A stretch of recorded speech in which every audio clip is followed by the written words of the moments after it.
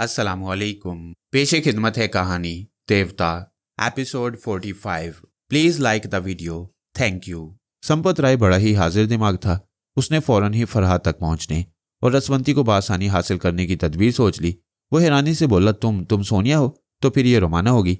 अब सोनिया और रोमाना के चौंकने की बारी थी। रोमाना ने पूछा, तुम कौन हो, हमें कैसे जानते हो? वो बोला, मेरा नाम संपत राय है और ये रघुवीर है। हम दोनों फरहाद की तरह रसवंती की कैद में थे। हम फरहाद के एहसानमंद हैं। उसने रसवंती के सर पर ऐसी जरब लगाई थी कि इस औरत का दिमाग फिर गया। वो अपनी पिछली जिंदगी भूल गई। उसके दिमाग से टेलीपैथी का इल्म भी निकल गया। वो देखो, वो कार की पिछली सीट पर बेहोश पड़ी है। सोनिया और रोमाना ने पिछली सीट पर बैठी हुई रसवंती को बड़ी दिलचस्पी से देखा। फिर सोनिया तल्ख लहजे में बोली, इस औरत ने फरहाद के दिमाग को नुकसान पहुंचाया था। अब हम इसे एक कुतिया की तरह अपनी ठोकरों में पाल लेंगे। बेशक, रघुवीर ने कहा, तुम्हें इस औरत से जरूर इंतकाम लेना चाहिए, लेकिन हम बड़ी मुसीबतें उठाकर इसे प्रिंस आइलैंड से यहां तक लाए हैं। क्या तुम हमें भी इससे इंतकाम लेने का मौका नहीं दोगी? जरूर, सोनिया ने कहा। तुम लोगों को मेहनत के सिला में यह मौका दिया जाएगा। बोलो, क्या चाहते हो? दोनों ने एक दूसरे को देखा। फिर रघुवीर ने कहा, हम रात के लिए रसवंती को चाहते हैं। रोमाना गुस्से से बोली, वो एक रात तुम अपनी माँ बहन के साथ गुजार लो, वो तुम्हें बताएंगी कि औरत की इज्जत क्या होती है। सोनिया ने कहा, हम रसवंती को अपने साथ रखकर जलील करते रहेंगे, लेकिन किसी वैश्य को उसकी इज्जत तक पहुंचने नहीं देंगे। अचानक ही एक रिवॉल्वर वाले ने कहका लगाया। फिर कहने लगा, मादाम सोनिया, शायद आप नहीं जानती कि मास्टरों की तंजीम में रसवंती की कितनी अहमियत है कि जब हम इसे सुपर मास्टर के पास भेजेंगे तो हमारा ओहदा बढ़ा दिया जाएगा, हमें किसी मुल्क या किसी इलाके का मास्टर बना दिया जाएगा। अब हमारा वक्त ज़ाया ना करो मादाम, गाड़ी में बैठ जाओ। उस रिवॉल्वर वाले ने अपने साथियों से कहा कि रसवंती को टैक्सी से निकालकर वैगन कार में पहुंचा दिया जाए। उस वक्त सोनिया और रोमाना हालात से समझौता कर सकती थीं। रसवंती मास्टरों की तंजीम में जाए या जहन्नुम में पहुंचे, वो दोनों से ज्यादा अहमियत ना देती, क्योंकि सुपर मास्टर की तरफ से फरहाद उन्हें वापस मिलने वाला था। संपत राय और रघुवीर ने भी समझ लिया था कि इस वक्त वो दोनों सुपर मास्टर के मातियतों के दरमियान आ फंसे हैं। अगर उन्हें जान की अमान मिल जाए तो वह रसवंती को छोड़कर जा सकते थे, लेकिन मैं आजम का हशर देख चुका था और अब जानबूझकर रसवंती को सुपर मास्टर की झोली में पहुंचाने का तमाशा नहीं देख सकता था। मैं सोचने लगा कि मेरी मौसिना को उनके निरगाह से कैसे निकाला जाए।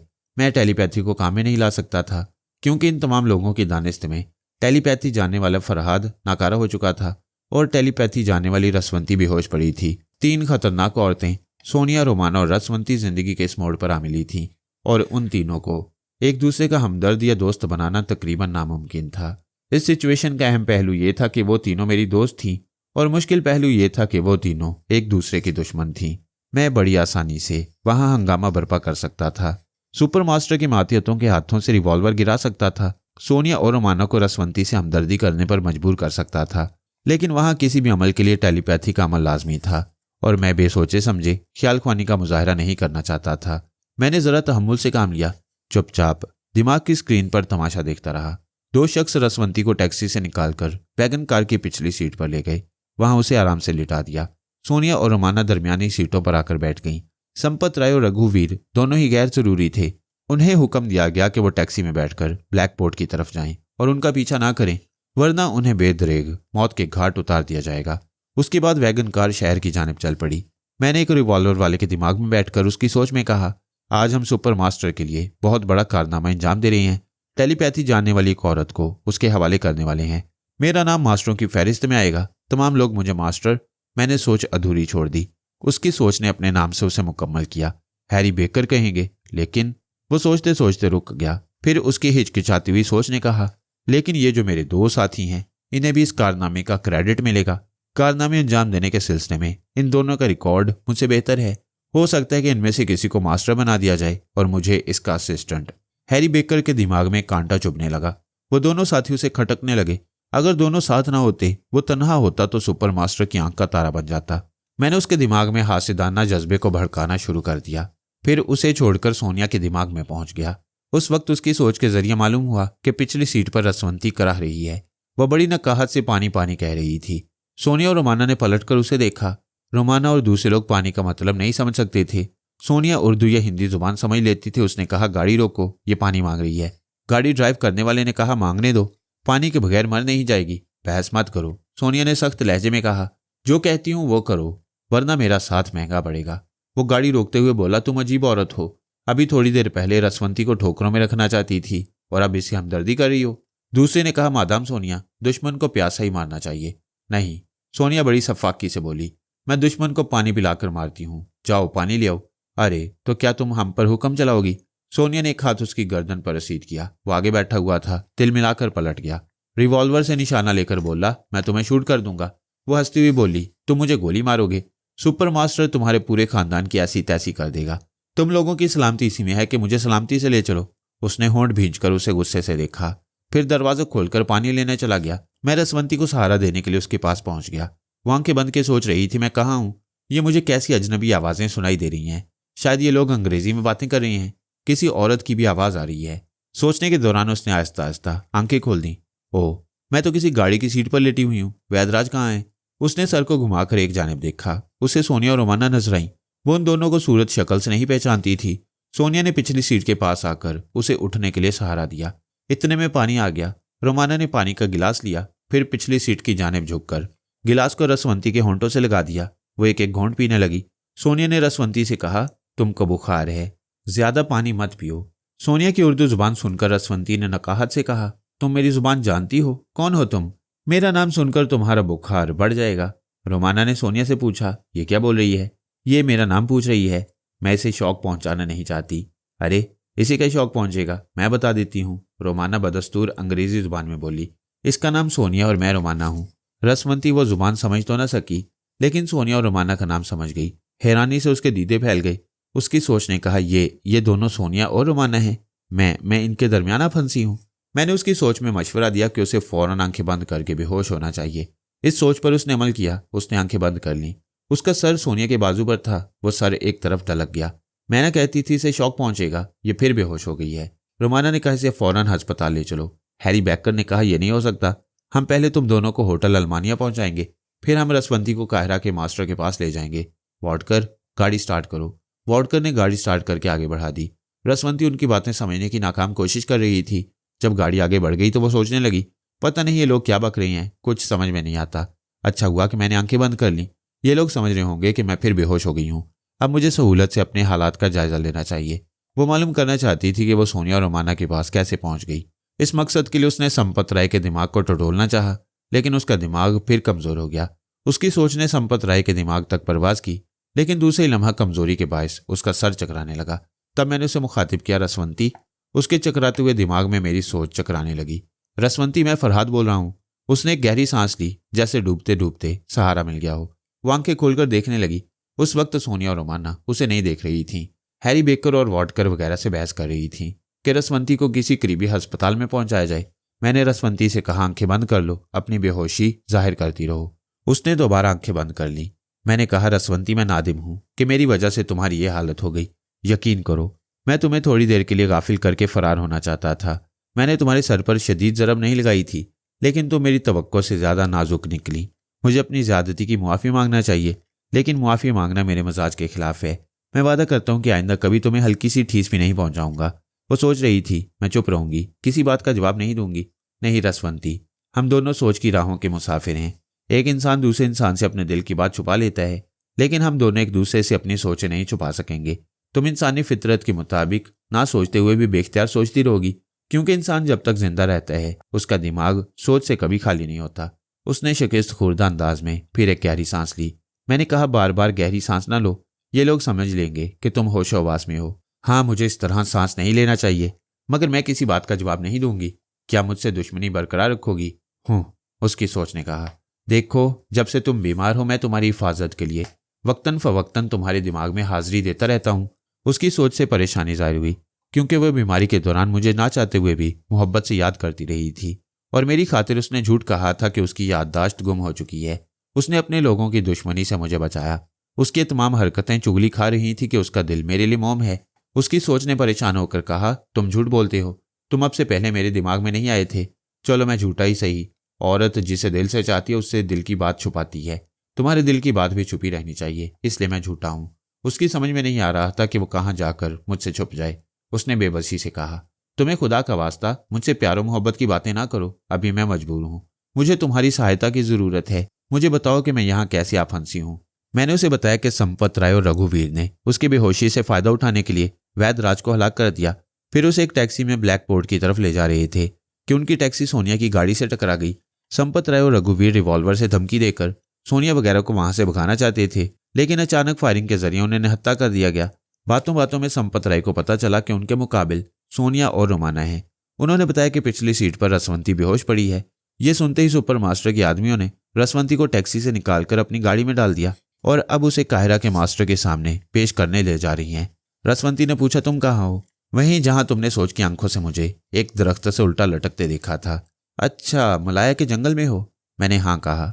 उसी वक्त वैगन कार एक बहुत बड़े होटल के सामने पहुंचकर रुक गई। रोमाना ने कहा, यह अस्पताल नहीं है। देखो, बात ना बढ़ाओ, पहले रसवंती को अस्पताल पहुंचाओ। हैरी बेकर ने कहा, अगर तुम दोनों अभी होटल में नहीं जाओगी तो फिर फरहाद कभी नहीं मिलेगा। सोनिया ने कहा, हमें धमकी ना दो, फरहाद हमें जरूर मिलेगा, पहले इसे तिब्बी इमदाद पहुंचाओ। हैरी बेकर उन दोनों की जिद पर झुंझला गया।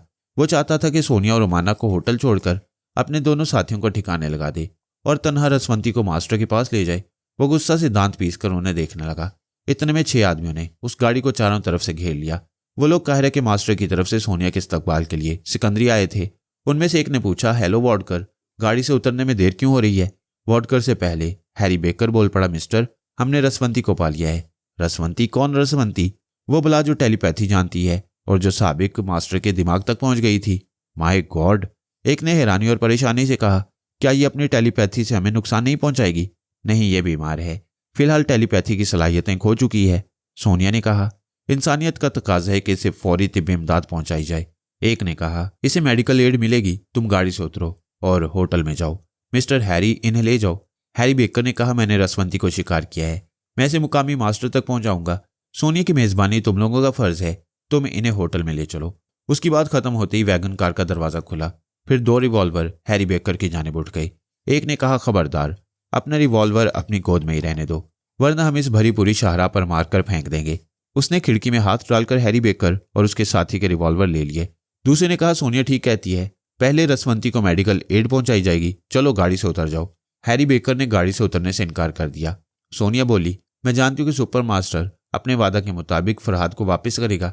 अगर फरहाद से इस होटल में मुलाकात होगी तो फिर यह मुलाकात 1 घंटे बाद भी हो सकती है। मैं रसवंती के साथ उस वक्त तक रहूंगी जब तक कोई डॉक्टर इसे होश में नहीं लाएगा।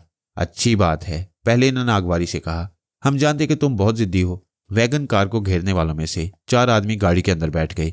एक ने कहा, वॉडकर, मेरी कोठी में चलो, हम वहीं डॉक्टर को बुला लेंगे। गाड़ी आगे बढ़ गई। सोनिया ने पूछा, तुम इसे अस्पताल क्यों नहीं ले जा रहे? हम जिसे अगवा कर रहे हैं उसे अस्पताल नहीं ले जा सकते। हैरी बेकर ने कहा, मिस्टर दानियाल, तुम मुझ पर जो ज्यादती कर रहे हो उसका जवाब सुपर मास्टर तलब करेगा। तुम फिक्र न करो, मुझे जवाब देना आता है। मैं दानियाल की बातें सुन रहा था, उसके इरादों को समझ रहा था। रसवंती ने सोच के जरिए पूछा, मुझे बताओ, ये लोग क्या कह रही हैं? मैंने कहा, एक नया खेल शुरू होने वाला है। दानियाल नामी एक शख्स तुम्हें अपनी कोठी में ले जा रहा है। वहां वो सचमुच किसी अच्छे डॉक्टर को बुलाकर तुम्हारा इलाज कराएगा। रसवंती ने पूछा, क्या इंसानी हमदर्दी के तहत इलाज कराएगा? नहीं, इंसानों के बाजार में हमदर्दी खरीदने निकलो तो नहीं मिलती। ये दानियाल दोगली नस्ल का आदमी है, जरा फुर्सत से इसकी सोच को पढ़ना होगा। वैसे ये फिलहाल तुम्हें नुकसान नहीं पहुंचाएगा। काश कि मैं इनकी जुबान समझ सकती। वो परेशान होकर बोली, मैं कब तक इन लोगों में फंसी रहूंगी? आखिर तुम्हारी अपनी भी मसरूफियात हैं। तुम कब तक मेरे दिमाग से चिपके रहोगे? तुम्हें परेशान नहीं होना चाहिए। जब तक मुसीबतें तुम्हारे साथ रहेंगी मैं भी साथ रहूंगा, बशर्ते कि तुम मुझे मुसीबत ना समझो। तुम मुझसे बातों में ना उलझो। जरा सुनो वो लोग क्या कह रहे हैं। मैंने थोड़ी देर सुनने के बाद कहा, दानियाल इस बात की तस्दीक करना चाहता है कि तुम वाकई रसवंती हो। इस मकसद के लिए वो हैरी बेकर, सोनिया और रोमाना से तरह तरह के सवालात कर रहा है। क्या सोनिया और रोमाना तुम्हारी तलाश में यहाँ आई हैं या सचमुच सुपर मास्टर की कैद में है? मैंने उसे बताया कि सोनिया और रोमाना मेरे खमशक्ल आजम से टकरा गई थी। सुपर मास्टर के आदमियों ने भी आजम को फरहाद समझकर धोखा खाया। वो आजम को पकड़ कर ले गए और अब उसे जहनी और जिस्मानी तौर पर नाकारा बनाकर सोनिया और रोमाना के पास वापस पहुंचाने वाले हैं। शायद इसी शहर के होटल अल्मानिया में उस नकली फरहाद को वापस भेजा जाएगा। रसवंती ने कहा, ये दोनों तुम्हारी मोहब्बत में भटक रही हैं और तुम नकली फरहाद के जरिया इन्हें धोखा दे रहे हो। मैं सुपर मास्टर और उसकी तंजीम के तमाम अफराद को धोखा दे रहा हूँ। इसके लिए ज़रूरी है कि सोनिया और रोमाना भी उसे फरहाद समझकर बहलती रहें। वो दोनों आजम को इसी शिद्दत और सच्चाई से चाहती रहेंगी तो सुपर मास्टर खुश फहमी में मुब्तला होकर मुझसे गाफिल हो जाएगा। क्या तुम सारी उम्र ऐसी ही हेरा फेरी करते रहोगे? मैं अपनी खुशी से नहीं करता, दुश्मन और हालात मुझे मजबूर कर देते हैं। इतने में गाड़ी एक कोठी के हाथे में पहुंचकर रुक गई। वो सब यके बाद दीगरे गाड़ी से उतरने लगे। मैंने रसवंती से कहा, अब तुम हौले हौले कराहना शुरू कर दो। वो मेरे मशवरे पर अमल करने लगी। 2 अशखास पिछली सीट पर आकर उसे उठा रहे थे। उसके कराहने की आवाज़ सुनकर दानियाल ने कहा, वॉडकर फौरन गाड़ी लेकर जाओ और डॉक्टर अफंदी को साथ ले आओ। Go on, hurry up. Wagon car वापस चली गई। वो लोग एक ड्राइंग रूम में आए। रसवंती को एक ख्वाबगाह में ले जाकर आरामदेह बिस्तर पर लिटा दिया गया। मैंने उससे कहा, तुम आराम से लेटी रहो, मैं तुम्हारे मेज़बान दानियाल की खबर लेने जा रहा हूँ। दानियाल किसी कमरे में बैठा टेलीफोन के जरिए किसी से बातें कर रहा था। उसकी बातें समझ में ना सकी। वो किसी अजनबी जुबान में गुफ्तगू कर रहा था। मैं इंतजार करने लगा कि उसकी बातें खत्म हों तो मैं उसकी सोच की जुबान को बदलकर उसके मंसूबों को उसके दिमाग की तख्ती पर पढ़ सकूं। इस इंतजार के दौरान एक शख्स ने आकर उसे इतला दी कि डॉक्टर आ गया है। दानियाल ने आने वाले को हुक्म दिया, एडी को बुलाओ। थोड़ी देर बाद एडी हाजिर हो गया। दानियाल ने रिसीवर के माउथ पीस पर हाथ रखते हुए कहा, एडी, मैं रसवंती का सौदा कर चुका हूँ, तुम अपने साथियों को ठिकाने लगा दो। मैं नहीं चाहता कि रसवंती की बात सुपर मास्टर तक पहुंचे। जाओ, ये काम चुपचाप हो जाना चाहिए। वो चुपचाप चला गया। दानियाल ने फ़ोन पर मजीद 2-4 बातें की, फिर रिसीवर रखकर बेडरूम में आ गया। डॉक्टर रसवंती के बाजू में इंजेक्शन लगा रहा था। उसने दानियाल को देखकर कहा, यह औरत बहुत कमज़ोर है, खून की बेहद कमी है, इसे खून देना होगा। ताकत की दवाएं और ग़िज़ाएं खुसूसी तवज्जो से खिलाई जाएं। दानियाल ने कहा, डॉक्टर, मेरी इस कोठी में इस औरत को खून देने का इंतज़ाम करो। 1 हफ्ता तक सुबह शाम यहाँ इसका मुआयना करते रहो, दवाएं और ग़िज़ा खिलाने के लिए। यहाँ नर्सों की ड्यूटी लगा दो। मैं 1 हफ्ता तक तुम्हें रोज़ाना $5000 दिया करूँगा। डॉक्टर का मुंह हैरानी से खुल गया। दूसरी तरफ दानियाल तिजोरी का मुंह खोल रहा था। वह तिजोरी नोटों की गड्डियों से भरी हुई थी। उसने एक कड्डी निकालकर डॉक्टर की तरफ उछालते हुए कहा, यह पेश की रकम है, अपना काम फौरन शुरू कर दो। डॉक्टर ने खुश होकर कहा, मैं अभी जाता हूँ और मरीज़ा के जिस्म में खून पहुँचाने के इंतजाम करता हूँ। दानियाल तिजोरी बंद कर रहा था और सोच रहा था कि मैंने सही फैसला किया है। सुपर मास्टर मुझे रसवंती की इतनी कीमत नहीं दे सकता था जितनी कि वो यहूदी दे रहा है। अब मुझे सोनिया और रोमाना से मामला तय करने चाहिए। वो सोचता हुआ ड्राइंग रूम में आया। वहां से हैरी बेकर और उसके साथी जा चुके थे। सोनिया और रोमाना डॉक्टर का रास्ता रोककर रसवंती की खैरियत पूछ रही थी। दानियाल ने कहा, डॉक्टर का वक्त ज़ाया न करो, रसवंती बहुत जल्द सेहतियाब हो जाएगी। डॉक्टर चला गया। सोनिया ने आगे बढ़कर पूछा, मिस्टर दानियाल, मैं समझ रही हूँ कि तुम कोई दूसरा ही गेम खेल रहे हो, क्या यह दुरुस्त नहीं है? वह मुस्कुराकर बोला, मैंने तुम्हारी चालाकी और दिलेरी की बहुत सी दास्तानें सुनी हैं। तुम्हारा अंदाज़ा दुरुस्त है। मैं अपने इस गेम में तुम्हें शरीक करना चाहता हूँ।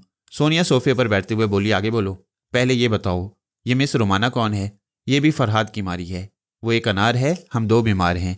दानियाल ने उसे ताव दिलाने के लिए कहा, क्या तुम फरहाद की मोहब्बत में हिस्सादारी बर्दाश्त कर लेती हो? कोई औरत बर्दाश्त नहीं कर सकती, लेकिन मैं रोमाना को रास्ते से हटा नहीं सकती। फरहाद जवाब तलब करेगा। वो हंसते हुए बोला, बस इतनी सी बात है, मैं इसे ठिकाने लगा दूंगा। सोनिया मुस्कुराकर रोमाना को देखने लगी। वो खुद को बहुत मासूम और सीधी सादी सी लड़की जाहिर कर रही थी। दानियाल की बातें सुनकर सहमी जा रही थी। सोनिया ने हंसते हुए कहा, रोमाना, इस मासूमियत के बाद तुम अपनी असलियत जाहिर करोगी। इस तरह वक्त ज़ाया होगा, बेहतर है कि मैं। उसकी बात पूरी होने से पहले ही रोमाना उछलकर दानियाल के सामने 2 हाथों के बल फर्श पर खड़ी हो गई। सर नीचे, टांगे ऊपर थीं। जिस्म कमान की तरह खम खाया हुआ था कि दानियाल देखता रह गया। छत से बातें करने वाली टांगें तड़ातड़ उसके चेहरे पर पड़ी। वो लड़खड़ाता हुआ पीछे गिरा। रोमाना बदन की मेहराब बनाती हुई टांगों के बल खड़ी हो गई। फिर 2 हाथ तड़ातड़ उसकी गर्दन के अतराफ पड़े। वो अपनी गर्दन को दोनों हाथों से थामकर फर्श पर झुकता चला गया। झुकने के दौरान उसने कोट के अंदर हाथ डालकर रिवॉल्वर निकाला, झुंझलाकर फायर करना चाहा, मगर वो सामने नहीं थी। वो और ज्यादा झिल्लाहट में मुब्तला हो गया। उसने पलट कर देखा तो एक ही ठोकर में रिवॉल्वर उसके हाथ से निकलकर दूर फर्श पर चला गया। सोनिया ने कहा, बस अब खेल खत्म करो। लेकिन दानियाल भड़क गया था। उसने रिवॉल्वर की तरफ दौड़ लगाई। वह जिम्नास्टिक का करतब दिखाती हुई उससे पहले रिवॉल्वर के पास पहुंच गई। फिर रिवॉल्वर को उठाकर दूर एक तरफ फेंकती हुई बोली, जाओ इसे उठा लो। दानियाल ने झिल्लाकर उस पर हमला कर दिया। रोमाना के बदन में जैसे पारा भरा हुआ था, कहीं एक जगह ठहरती नहीं थी।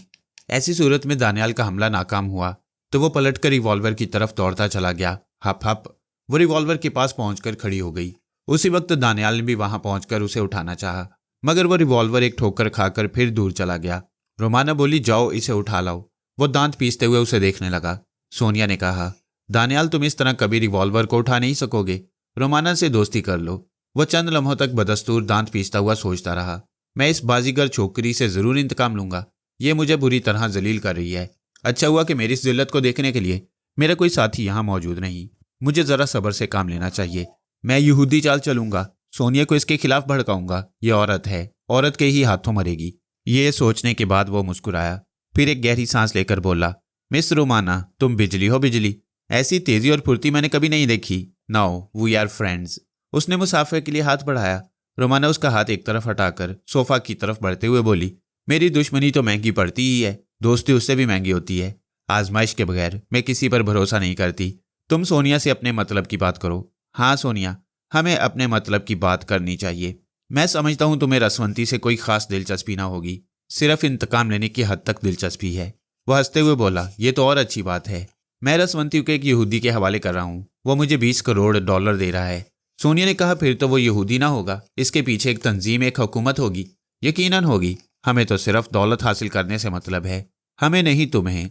तुम्हें सिर्फ दौलत चाहिए, लेकिन मैं सिर्फ फरहाद के दिमाग से सोचती हूँ। वो यहूदियों का मुखालिफ है, लिहाजा मैं ये नहीं चाहूंगी कि यहूदियों के बच्चे रसवंती की सलाहियतों से फायदा उठाएं। दानियाल परेशान होकर बोला, मैं तो सोच भी नहीं सकता था कि तुम इस अंदाज में मुखालफत शुरू कर दोगी। देखो सोनिया, तुम्हारे फरहाद को बिल्कुल ही नाकारा बनाकर तुम्हारे पास भेजा जा रहा है।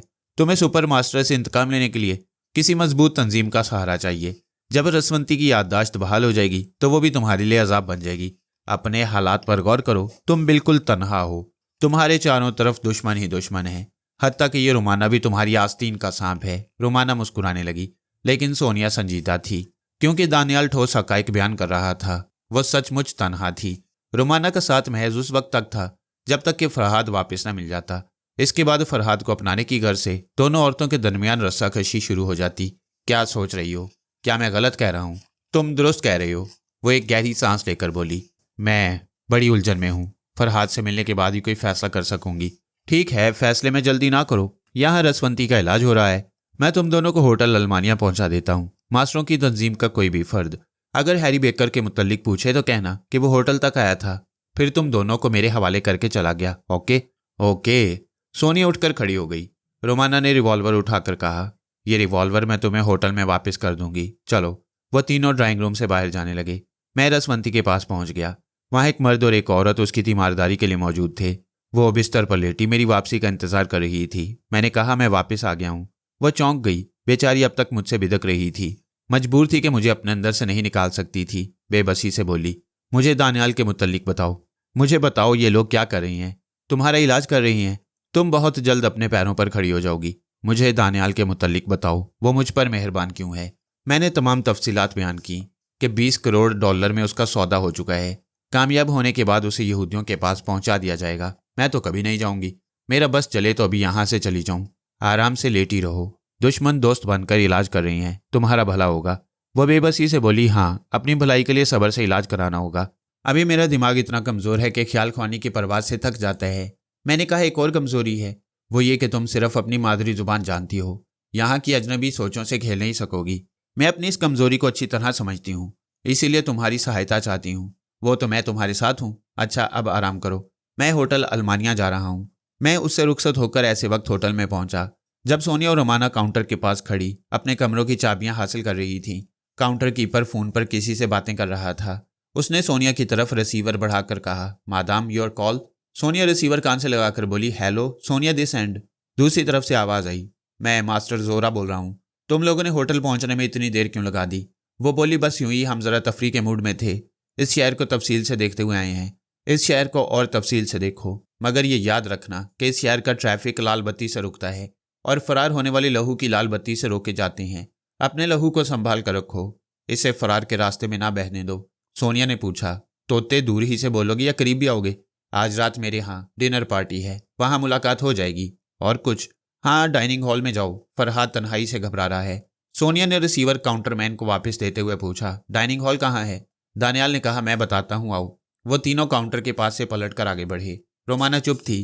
दानियाल ने पूछा, किसकी कॉल थी? मास्टर जोरा। हमारे देर से आने की वजह पूछ रहा था। तुम मेरा जवाब सुन चुके हो। वो लिफ्ट में दाखिल हो गए। दानियाल बोला, तुमने उसे तोता कहा था। वो यकीनन शेर की तरह धाड़ने लगा होगा। नहीं, बड़े सुकून से बातें कर रहा था। ताजुब है, वो तो किसी को खातिर में नहीं लाता। उसके मिजाज के खिलाफ जरा सी कोई बात हो तो वो अपने मुकाबिल को गीले कपड़े की तरह निचोड़ कर रख देता है। अच्छा, तो धोबी की औलाद है। लिफ्ट तीसरे फ्लोर पर रुक गई। वह लोग लिफ्ट से बाहर वेटिंग रूम में आए। वहां से निकलकर एक कॉरिडोर से गुजरते हुए डाइनिंग हॉल में पहुंच गए। लंच का वक्त हो चुका था और मुख्तलिफ मेज़ों पर अमीर कबीर लोग अपनी औरतों के साथ खाते पीते नजर आ रहे थे। सोनिया की नजरें फरहाद को ढूंढ रही थीं। एक बावर्दी बैरे ने पूछा, आप लोग किसे तलाश कर रही हैं? सोनिया ने दरियाफ्त किया, क्या यहाँ मिस्टर फरहाद मौजूद हैं? बैरे ने कहा, ओ अच्छा। वो मस्खरा अभी स्टेज पर खड़ा लोगों को हंसा रहा था। आप स्टेज के पास जाएं, वो भी दोबारा आएगा।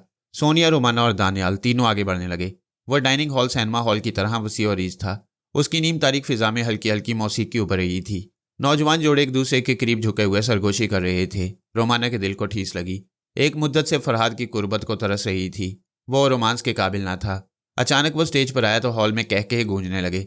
रोमाना और सोनिया दोनों उसे देखते ही ठिठक गईं। वो ब्लाउज और स्कर्ट पहने हुए था। पाँव में ऊंची एड़ी के सैंडल थे। सर पर खूबसूरत सुनहरी जुल्फों की विग थी। वो एक हाथ में परस लटकाए दूसरे हाथ से अपनी जुल्फों को सहलाते हुए अदाएं दिखा रहा था। मुख्तलिफ जावियों से अपने जिस्म की नुमाइश कर रहा था, जैसे वो हसीना आलम हो और बड़े फखर से अपने हुस्न का मुजाहरा कर रहा हो। वहां मर्दों से ज्यादा औरतें उसकी अदाओं से महफूज हो रही थीं। एक औरत ने चीख कर कहा, अरे मस्करे, हम औरतों की नजाकत का मजाक क्यों उड़ा रहा है। दूसरी में से आवाज आई, जबकि हम औरतें कभी मर्द बनना नहीं चाहती। ये मर्द हैं जो फैशन इख्तियार करते करते औरत बन जाती हैं। लानत है। आजम ने ताली पीट कर कहा, ए बहना, लानत ना भेज, भेजना है तो अपने मियाँ को भेज। सारा हॉल कहकों से गूंजने लगा। रोमाना के दिल में अपने फरहाद के लिए दर्द जागा। उसकी आंखें भीग गईं। सोनिया एक कदम आगे बढ़कर बोली, फरहाद ये क्या हो रहा है। कहकों की गूंज में आजम ने उसकी आवाज नहीं सुनी। वो उछलकर स्टेज पर आ गई। उसके पीछे रोमाना भी पहुंच गई। तब आजम ने उन्हें देखा। फिर देखते ही देखते अपने आप में सिमट कर कहने लगा, हाय, ये दोनों फिर मेरे पास आ गईं। मैं इनसे कैसे पीछा छुड़ाऊं। लोगों मुझे बचाओ। दोनों ने उसे दो तरफ से घेर लिया। रोमाना उसका बाजू थाम कर बोली, फरहाद प्लीज तमाशा ना बनो, यहां से चलो। वो अपना बाजू छुड़ाते हुए बोला, ए किस मरदूदे का नाम ले रही हो। मेरा नाम तो आजमा फरहाद बीबी है। इतने में एक शख्स स्टेज पर आया। उसने दोनों हाथ उठाकर हाजरीन को खामोश रहने का इशारा किया। फिर कहने लगा, लेडीज एंड जेंटलमैन, ये आधी औरत और आधा मर्द जो आपके सामने, इसका असल नाम फरहाद अली तैमूर है। ये आज से 2 दिन पहले तक दुनिया का सबसे खतरनाक इंसान था। औरतें इस पर 1000 जान से कुर्बान हो जाया करती थीं। इस पर जान छिड़कने वाली 2 औरतें आपके सामने स्टेज पर मौजूद हैं। एक का नाम सोनिया और दूसरी का नाम रोमाना है। इन दोनों औरतों में मर्दाना खूबियां हैं। ये मर्दों की तरह बड़ी बेजिगरी से लड़ती हैं। अफसोस कि ये जिस मर्द के लिए लड़ती हैं वो मर्दों की फहरिस्त से खारिज हो चुका है। तमाम लोग कहके लगाने लगे। एक शख्स ने अपनी जगह से उठकर कहा, हमें यकीन नहीं आता कि ये आधा मर्द कभी खतरनाक भी था। इसकी जिन्स कैसे बदल गई। स्टेज पर खड़े हुए अनाउंसर ने कहा, जैसे जमाना बदलता है वैसे ही ये बदल गया। ये टेलीपैथी जानने वाला शख्स आज एक मिट्टी के कीड़े की तरह हकीर है। हम दुनिया के हर मुल्क और हर शहर में इसकी नुमाइश के लिए निकलते हैं ताकि लोग इबरत हासिल करें कि जो आज तख्त है कल तख्ता हो सकता है। तमाम लोग आपस में एक दूसरे से बोलने लगे। हॉल में जैसे बेशुमार मक्खियों की भिनभिनाहट गूंजने लगी। अनाउंसर ने खामोश रहने का इशारा करते हुए कहा, अब आपके सामने दिलचस्प तमाशा शुरू किया जाता है। आपने अक्सर देखा होगा कि बदमाश किस्म के मर्द किसी औरत को तन्हा देखकर छेड़ते हैं। फिर उस औरत की मदद के लिए कोई मर्द वहां पहुंच जाता है और उन बदमाशों से मुकाबला करता है। तो हाजरीन, यहाँ चंद खतरनाक किस्म के बदमाश फरहाद बीबी को छेड़ने आ रहे हैं। जाहिर है कि इसके चाहने वाली ये 2 औरतें इसकी हिफाजत करेंगी। इस तरह एक खतरनाक जंग छिड़ जाएगी। ये महज नुमाइशी जंग नहीं होगी। आप देखेंगे कि यहाँ इंसानी जिस्म टूटे फूटेंगे और इस स्टेज पर खून के छींटे फैलेंगे। और जो खवातीन जिंदगी और मौत का ये खौफनाक तमाशा देखने का हौसला ना रखती हों, वह डाइनिंग हॉल से बाहर चली जाएं। सब खामोश बैठे थे। कोई औरत वहां से न उठी। सब की सब सोनिया और रोमाना को देख रही थी। शायद ये देखना चाहती थी कि वो 2 औरतें बदमाशों का मुकाबला करेंगी या अपने जन की आशिक को छोड़कर भाग जाएंगी। चंद लम्हों के लिए इतने बड़े हॉल में खामोशी छा गई। उसके बाद अनाउंसर के कहने के मुताबिक बदमाश किस्म के लोग स्टेज पर आने लगे। अनाउंसर कह रहा था, ये माइकल है, यूरोप में फ्री स्टाइल का नाकाबिले शिकस्त पहलवान। ये जमशेद जिब्रान है, सिकंदरिया के बदमाशों का बेताज बादशाह। ये मुट्सो मोटू है, जापान का जूडो मास्टर। आखिर में एक दुबला पतला सा शख्स स्टेज पर आया। वह बिल्कुल हड्डियों का ढांचा नजर आ रहा था। अनाउंसर ने कहा, यह बर्मा का मच्छर पहलवान है। ये मलेरिया बुखार की तरह अपने दुश्मनों से चिमट कर रह जाता है। अनाउंसर की बातें सुनकर लोगों की दिलचस्पी बढ़ रही थी। सोनिया और रोमाना समझ गई थी कि फरार का कोई रास्ता नहीं। वह फरहाद को तमाशा बनने के लिए वहां छोड़ नहीं सकती थी। वो दोनों आजम को दोनों तरफ से थामकर स्टेज के एक तरफ ले गईं। आजम सहमा हुआ बुड़बुड़ा रहा था, हाय अल्लाह, मेरी आबरू खतरे में है। ये इज्जत के दुश्मन कहाँ से आ गए। मेरी लाज तेरी हाथों में है। स्टेज पहले से ज्यादा रोशन हो गया। 2 कैमरे मुख्तलिफ जावियों से मुतहर्रिक फिल्म तैयार करने के मुंतजिर थे। अनाउंसर ने कहा, सोनिया, फरहाद बीबी को स्टेज के दरमियान ले आओ। इसके आशिक उससे दिल बहलाना चाहती हैं। सोनिया लचकती बल खाती स्टेज के दरमियान आई। दिल बहलाने के लिए मैं काफ़ी हूँ, तुम दिल वाले को भेजो। अनाउंसर ने जापान के जूडो मास्टर को इशारा किया। वो जापानी जुबान में बुड़बुड़ाता हुआ आगे बढ़ा। क्या इस औरत से लड़ने के लिए मैं तना ही रह गया हूँ। सोनिया ने उसी की जुबान में जवाब दिया, फिक्र न करो, तुम्हारे बाद दूसरे भी मरने आएंगे। जूडो मास्टर मुट्सोमोटो ने हैरानी से पूछा, क्या तुम हमारी जुबान जानती हो। आओ हम दोनों हम जुबान हैं, इस खुशी में मुसाफिया कर लें। वह मुसाफिया करते ही सोनिया का हाथ पकड़कर जूडो का दाव आजमाना चाहता था। सोनिया नादान बच्ची नहीं थी। उसने मुसाफिया के लिए हाथ बढ़ाया मगर उसे हाथ पकड़ने का मौका ना दिया। मुट्सोमोटो ने दूसरी बार कोशिश की, फिर नाकाम होते ही कराटेबाजी पर उतर आया। सोनिया ने पहली चोट खाई, लड़खड़ाकर पीछे गई। जूडो मास्टर हमला करने की धुन में आगे बढ़ा तो उसका हाथ सोनिया के हाथ में आ गया। फिर उसे यक एक झटका लगा। वो जूडो के दाव से गुजरता हुआ स्टेज के पुख्ता फर्श पर चारों शाने चित हो गया। वाह वाह की आवाजें चारों तरफ से बुलंद होने लगीं। पुख्ता फर्श के बायस मुर्सोमोटो की रीढ़ की हड्डी में चोट आई। वो दोबारा न उठ सका। 4 आदमी उसे स्ट्रेचर पर डाल कर ले गए। इसके बाद फ्री स्टाइल का चैंपियन माइकल आगे बढ़ा। उसने कहा, लेडीज एंड जेंटलमैन, तमाम यूरोप में मेरी शोहरत है। मैं किसी औरत से लड़ना अपनी तौहीन समझता हूं, लेकिन मुझे चैलेंज किया गया है कि मैं एक औरत के मुकाबले में ठहर नहीं सकता। अगर ठहर गया और जीत गया तो मुझे इनाम के तौर पर $1,00,000 दिए जाएंगे। जीतने के लिए शर्त यह है कि मैं अपने मुकाबले आने वाली औरत की हड्डियां तोड़ दूं, तो फिर देखिए कि हड्डियां टूटने की सदा कैसी होती है। रोमाना ने आगे बढ़कर सोनिया के शाने को थपकते हुए इशारे से कहा, तुम पीछे चली जाओ। वो पीछे आकर आजम के पास खड़ी हो गई। माइकल ने रोमाना के हुस्न शबाब को सर से पांव तक देखते हुए कहा, मुझे तुम्हारी जवानी पर तरस आता है। वो बोली, मुझे तुम्हारी मर्दानगी पर शर्म आती है। तुम बोलती तो खूब हो, मैं तोलती भी खूब हूं। माइकल ने अपने दोनों हाथ आगे बढ़ाए। वो पंजे से पंजा मिलाना चाहता था, लेकिन रोमाना का अंदाज कुछ और था। उसने एक कदम पीछे हटकर अपने बदन को ढीला छोड़ दिया। फिर जैसे वो हवाओं में उड़ने लगी, हप हप, वो दाएं से बाएं जिम्नास्टिक के करतब दिखाती हुई माइकल के चारों तरफ घूमने लगी। नतीजे के तौर पर माइकल भी चारों तरफ घूमने लगा कि पता नहीं वो किस रुख से हमला करेगी, लेकिन वो उसका तवाफ करने के बाद अपनी जगह पर आकर चुपचाप खड़ी हो गई। माइकल किसी जबरदस्त हमले की तवक्को कर रहा था। जब कुछ भी ना हुआ तो वो हमला करने के लिए आगे बढ़ा। वो कलाबाजी खाकर दूसरी तरफ चली गई। माइकल फिर उसके पीछे लपका।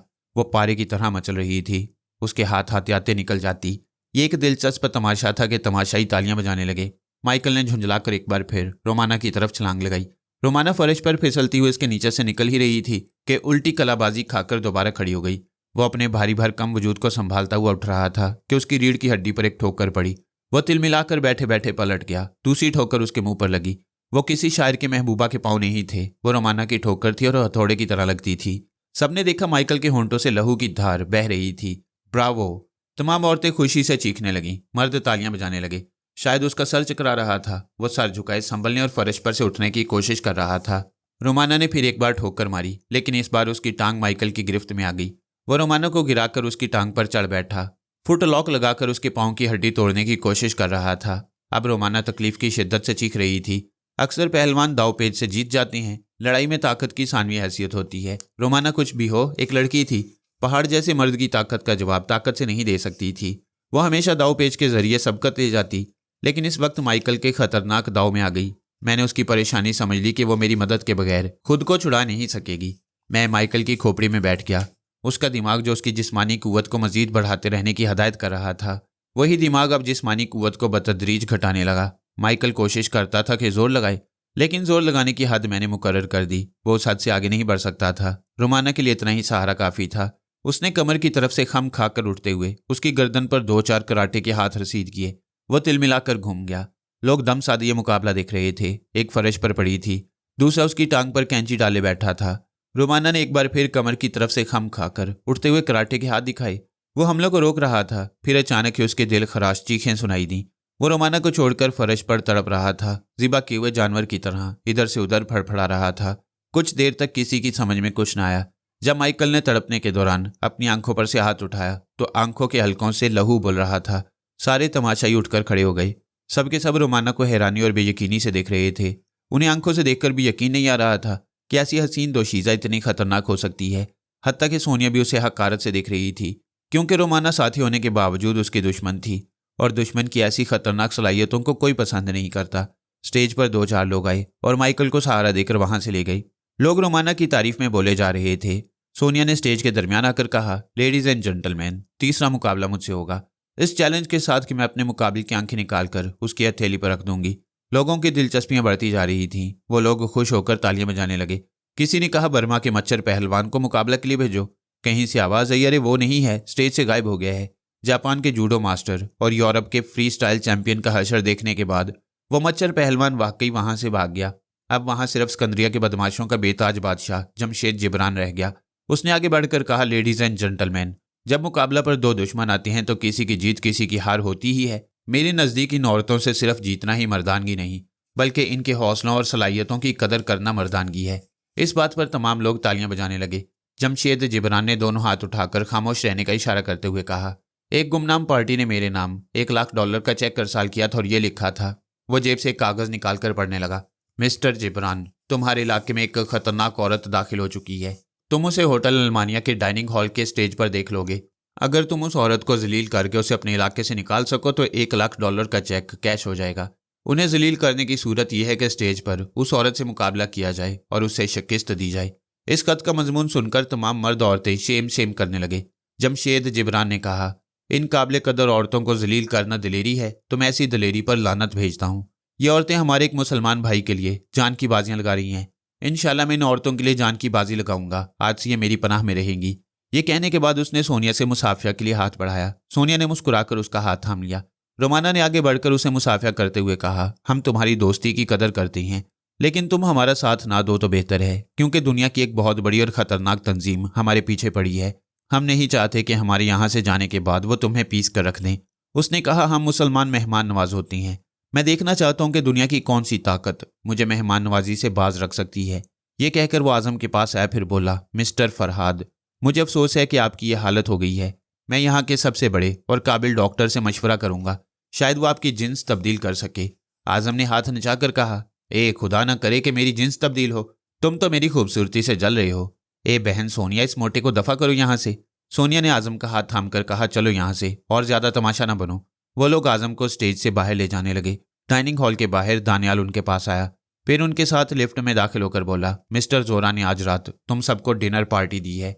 मेरा ख्याल है वहां भी मोअज़्ज़ज़ मेहमानों के सामने फरहाद की नुमाइश की जाएगी और तुम सबको जलील करने का वैरायटी प्रोग्राम बनाया जाएगा। जमशेद जिब्रान ने कहा, मेरे मेहमान अब किसी पार्टी में नहीं जाएंगे। अगर मिस्टर जोरा में जोर है तो इन लोगों को मेरे घर से निकाल कर ले जाए। तुम मेरा चैलेंज वहां तक पहुंचा दो।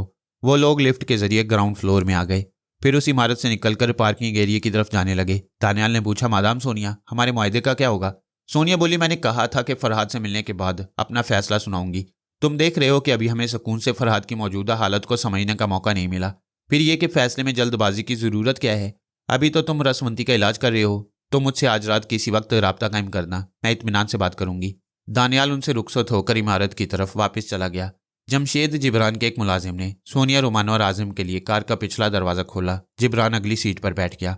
सोनिया ने कार में बैठने के बाद पूछा, मिस्टर जिब्रान, क्या आप दानियाल को जानते हैं? हाँ, ये पुरस्कार सरगर्मियों में मसरूफ रहता है।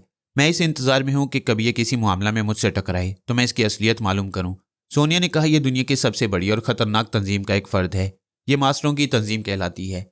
दुनिया की एक बहुत बड़ी सियासी पार्टी की ताकत उस तंजीम की पुश्तपनाही करती है।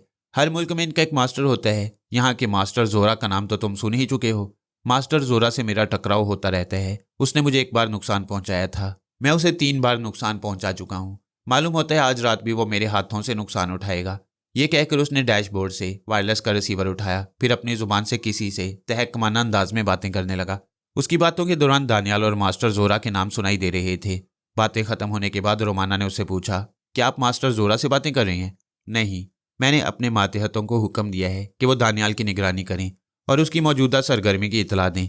इसके अलावा मास्टर जोरा और उसके चमचों की निगरानी करें। रोमाना और सोनिया मुतमईन हो गईं।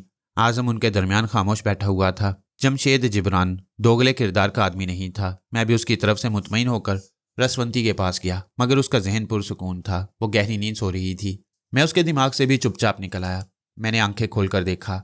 मेरे अतराफ मलाया के जंगल का एक कॉटेज का माहौल था। इस कॉटेज में मैंने 2 बदन के साथ बड़ी आजमाइशी रात गुजारी थी। उसे खूब परेशान किया। उन्होंने मुझे नीचा दिखाने के लिए बारहा मुझ पर खतरनाक हमले किए और नाकाम रही।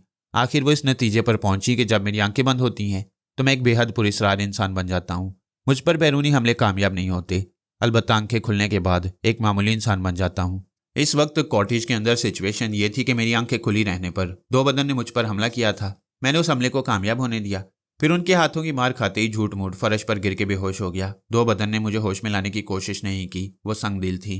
मुझे होश में लाकर ये साबित करना नहीं चाहती थी कि उन्हें मेरी जात से दिलचस्पी है। लिहाजा वो मुझे बेहोशी की हालत में छोड़कर सोने के लिए चली गईं और मैं बेहोशी के बहाने अब तक सिकंदरिया में सोनिया, रोमाना और रसवंती के साथ वक्त गुजारता रहा। मैंने 2 बदन के ख्वाबीदा जहन को हदायत दी थी कि मैं उन्हें बेदार करूंगा या फिर वो 4 घंटे के बाद बेदार हो जाएंगी। सिकंदरिया में मुझे वक्त गुजरने का एहसास न हुआ। वहां 4 घंटे से ज्यादा ही वक्त गुजर गया। इधर 2 बदन मेरे ट्रांस का असर खत्म होने के बाद बेदार हो गई थी। मैंने उनकी सोच पढ़ी तो मालूम हुआ कि वो जागने के बाद मेरे पास आई थी। मुझे बदस्तूर फर्श पर पड़े देखकर वापस चली गईं। उन्होंने गुस्ल वगैरह से फारिग होकर लिबास तब्दील किया, फिर किचन में नाश्ता करने चली गईं। मैं उठकर बैठ गया। वो दोनों किचन में मसरूफियात के दौरान मेरे ही मुतल्लिक सोच रही थीं। मैंने लिबास और जूते पहनने के बाद किचन का रुख किया। वो बेडरूम में थी। मैंने पेट भरकर नाश्ता किया, चाय पी, फिर इत्मीनान से एक सिगरेट सुलगाकर उसके कश लगाता हुआ बेडरूम में पहुंच गया। वो बिस्तर पर करवटें बदल रही थीं। मुझे देखते ही उठकर बैठ गईं। वो दिल की धड़कती हुई निगाहों से देख रही थीं। उनकी सोच कह रही थी, ये रात वाला शख्स नजर नहीं आता।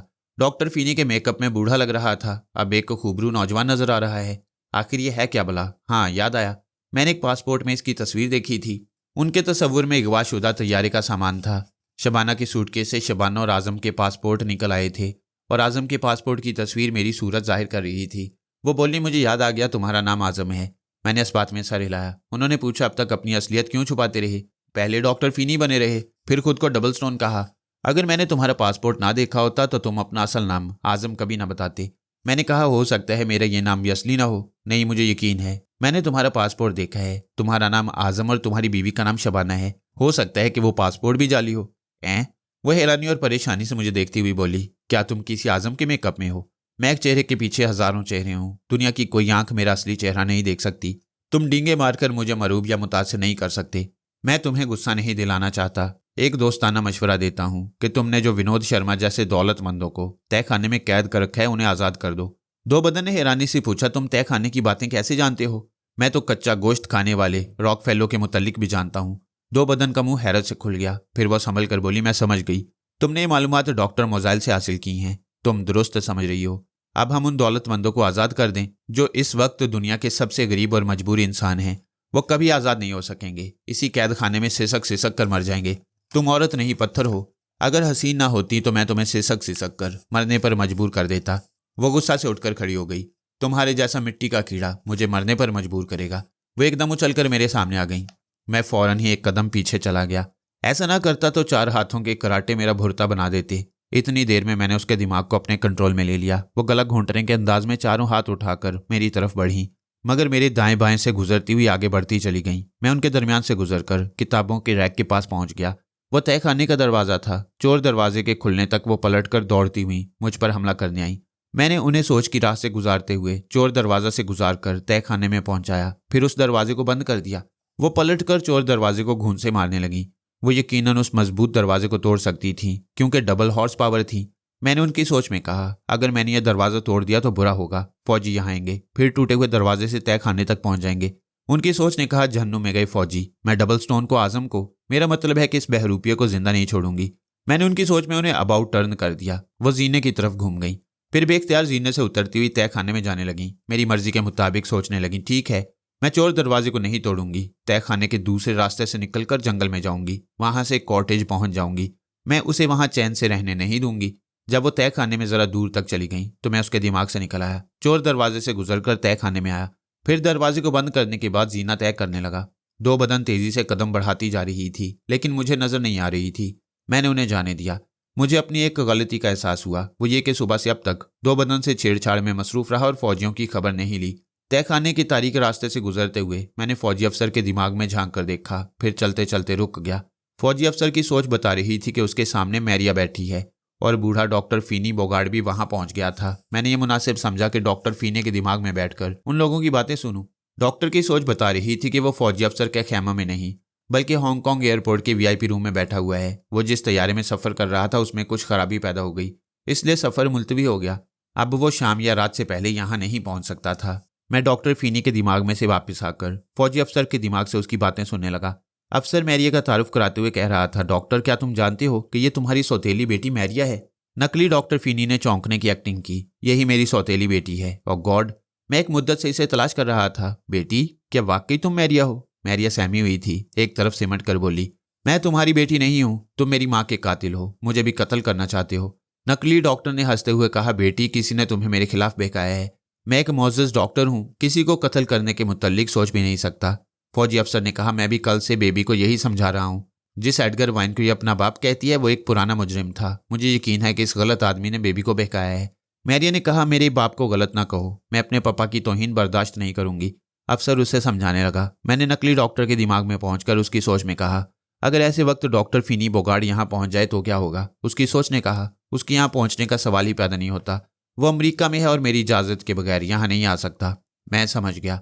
वो नकली डॉक्टर वही ब्लैकमेलर था जो तकरीबन 7 बरस से डॉक्टर फीनी बोगार्ड को फ्रेब दे रहा था। महज 2 बदन को हासिल करने के लिए उसने डॉक्टर को उसकी बेटी मैरिया से जुदा कर दिया। सगे बाप बेटी के दरमियान गलत फहमियां पैदा कर दी। मैं जरा फुर्सत के साथ इस ब्लैकमेलर से निमटना चाहता था। वो खुद ही इस जंगल में मेरे करीब आ गया। मैरिया कह रही थी, मुझे किसी एसआई मिशनरी में पहुंचा दीजिए, मगर मैं इस डॉक्टर के साथ नहीं जाऊंगी। ब्लैकमेलर ने पिदराना शफकत से कहा, बेटी मैं तुम्हें दहशत ज़्यादा नहीं कर सकता। तुम जहां खुद को महफूज समझोगी ऑफिसर तुम्हें वहीं पहुंचा देंगे। फौजी अफसर ने कहा, डॉक्टर हम तुम्हारे उस अजूबा को देखना चाहते हैं जो डबल ज्वेल के नाम से मशहूर है। ब्लैकमेलर ने कहा, मैं ज़रूर डबल ज्वेल से आपकी मुलाकात कराऊंगा, लेकिन पहले मैं उससे तन्हाई में मुलाकात करूंगा क्योंकि वह बहुत ज़्यादा मुहज़्ज़ब नहीं है, अजनबी लोगों से भिदक जाती है। मैं चाहता हूं कि पहले आपका कोई आदमी अपनी गाड़ी में मुझे कॉटेज पहुंचा दे। हाँ ज़रूर आइए। वो दोनों बातें करते हुए खैमा से बाहर आए। डॉक्टर, कल रात हमारे जवान आपके कॉटेज की तरफ गए लेकिन रास्ते से भटक गए। आप इस जंगल के उलझे हुए रास्तों को कैसे समझ लेती हैं? ब्लैकमेलर जवाब देने लगा, लेकिन मुझे उनके दिमाग से निकलकर वापस तय खाने में आना पड़ा क्योंकि दूर सुरंग में मशाल की रोशनी दिखाई दे रही थी जो मेरे करीब आती जा रही थी। मैं मशाल बरदार को देखने के लिए ठहर गया। फिर तकरीबन 20 या 25 कदम के फासले पर वो नजर आ गई। वहां 7 फुट का लंबा तिरंगा रॉक फेलो एक हाथ में मशाल थामे खड़ा था। उसके जिस्म पर गोरीले की तरह इतने लंबे लंबे बाल थे कि उसका नंगापन उन बालों में छुप गया था। वह सचमुच खतरनाक गोरीला नजर आता था। मैंने जिंदगी में पहली बार ऐसा इंसान देखा जिसे किसी तरह इंसान नहीं कहा जा सकता। वो एक मुकम्मल बेहिस दरिंदा था। उस दरिंदे के साथ 2 बदन थी। उन्होंने मुझे देखते ही कहा, रॉक फेलो यही वो जलील आदमी है जो कल रात से मेरी तौहीन कर रहा है। रॉक फेलो ने घुराते हुए मुझे देखा, फिर 2 बदन से कहा, डबल ज्वेल मुझे यकीन नहीं आता कि ये मच्छर का बच्चा तुम्हारे काबू में नहीं आया। तुम तो ऐसे 10 मच्छरों को बैक वक्त अपनी चुटकी में मसल सकती हो। वो गुस्सा में बोली, मैं बकवास नहीं सुनना चाहती। अगर तुम मुझे दिलो जान से चाहते हो तो मेरी तौहीन का बदला लो। अभी हमारे सामने इसे चीर फाड़ कर रख दो। डॉक्टर फीनी बोगार्ड के जायबाद से रॉक फेलो दूसरा अजूबा था। जिस्मानी कुव्वत का यह आलम था कि नारियल के दरख्त को टक्करें मारकर जड़ से उखाड़ सकता था। उसके एक भरपूर घुंसा से पुख्ता दीवारें तिड़क जाती थीं। 2 बदन की ख्वाहिश के मुताबिक वो यकीनन मुझे चीर फाड़ कर रख देता। ये सोचकर मैंने भागना शुरू किया। वो गरज कर बोला, तुम मुझसे तेज दौड़ नहीं लगा सकोगे, रुक जाओ। उसकी आवाज़ ऐसी खौफनाक और गरजदार थी कि सुरंग की दीवारें लरसती हुई महसूस हुई। मैं दौड़ते दौड़ते लड़खड़ा गया। उस दरिंदे की आवाज़ एहसाब को कमज़ोर कर देती थी।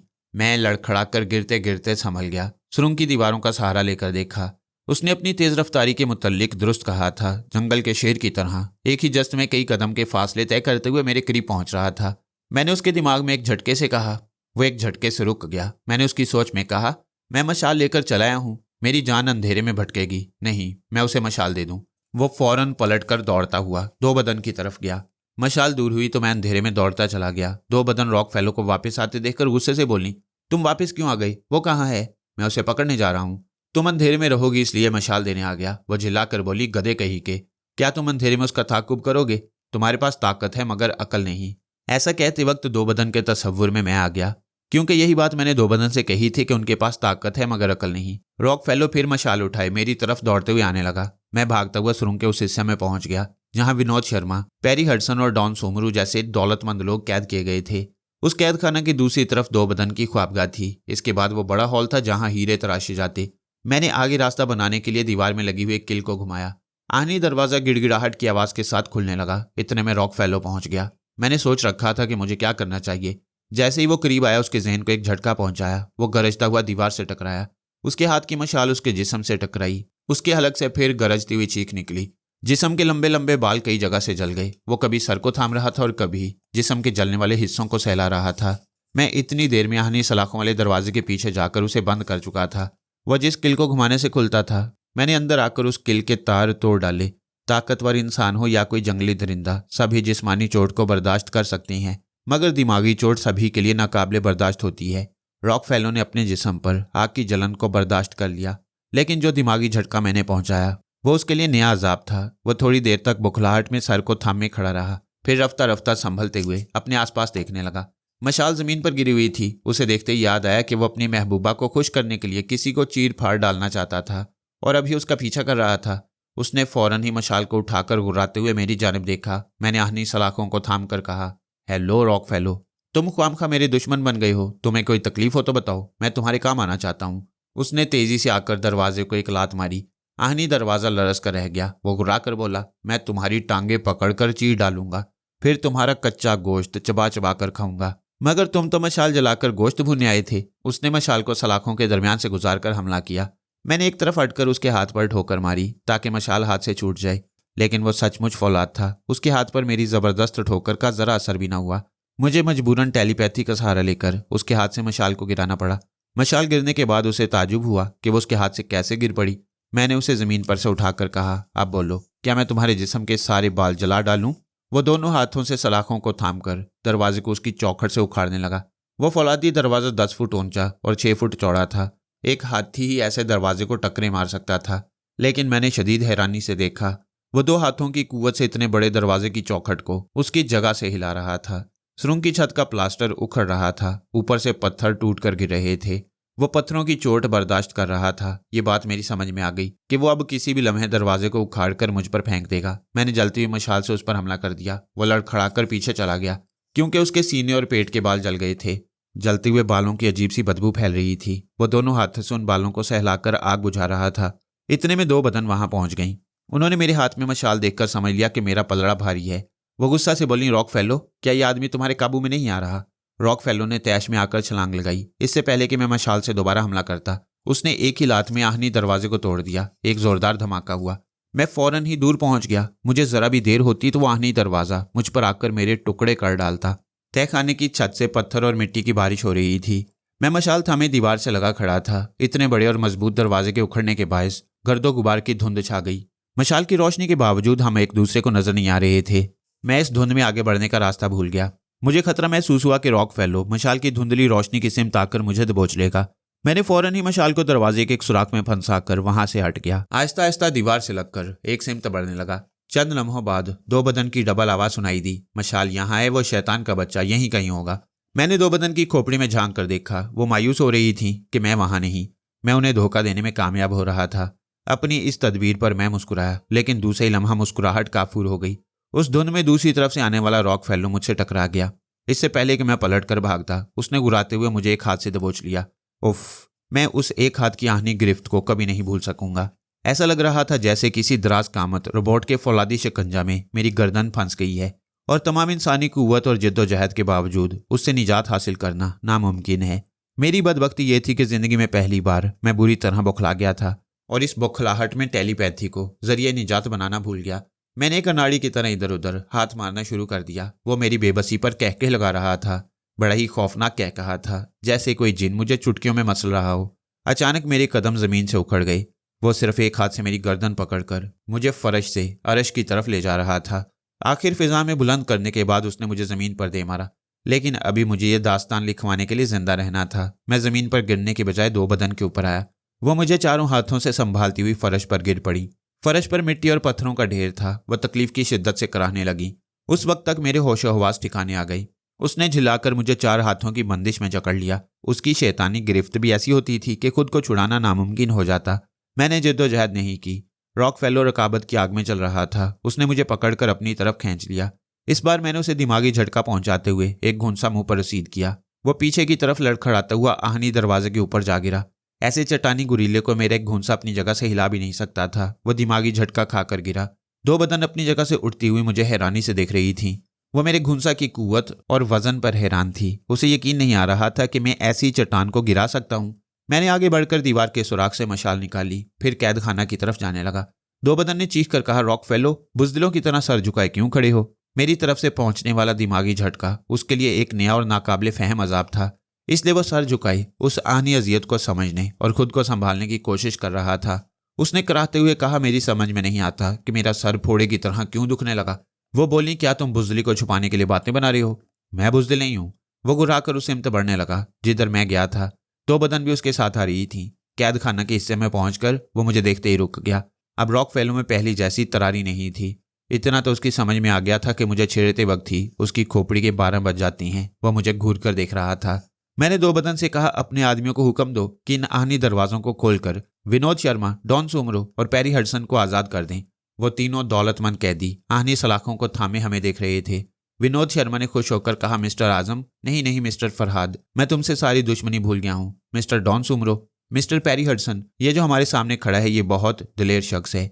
तैयारे में फायरिंग करके इसी ने स्मगलरों को भगाया। अब हम यकीनन आज़ाद हो जाएंगे।